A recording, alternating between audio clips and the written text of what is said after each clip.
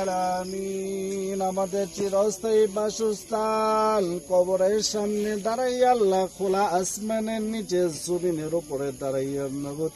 হে রব্বুল আলামিন আমাদের কত আপন জন আজকে কবরের মধ্যে শুয়ে আছে মাবুদ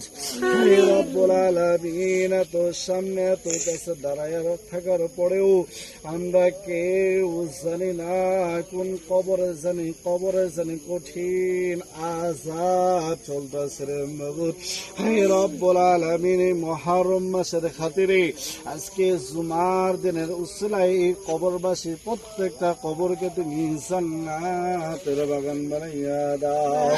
হে রব্বুল আলামিন আমাদের এই কৃষ্ণনগর উজানচরের কত মুদ্রা গান এখানে নরনারী মাসুম বাচ্চারা পর্যন্ত শুয়ে আছেন মাবুদ হে রব্বুল আলামিন এখানে যত মাসুম বাচ্চাকে কবর দেওয়া হয়েছে মাসুম বাচ্চাদের উসিলায় এই কবরের প্রত্যেকটা মুদ্রার আল্লাহ তুমি মাফ করিয়া দাও হে রব্বুল আলামিন এই মুহররম মাসের উসিলায় আজকে জুমার দিনের উসিলায় আল্লাহ তোমার বন্ধু নবীর খাতিরে গৌসে পাকের উসিলায় প্রত্যেকটা কবরকে তুমি বেহেশতের বাগান বানাইয়া দাও হে রব্বুল আলামিন আল্লাহ মুন্সিবারের সন্তান হিসেবে তোমার কাছে ভিক্ষা চাই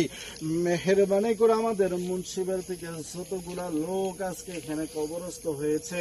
হে রব্বুল আলামিন এই হাত এতিম ছাত্রদের হাত এর বরকত আজকে জুমার দিনের উসিলায় মেহেরবানি করে মুন্সিবারের প্রত্যেকটা কবরকে তুমি জান্নাতের বাগান বানাইয়া দাও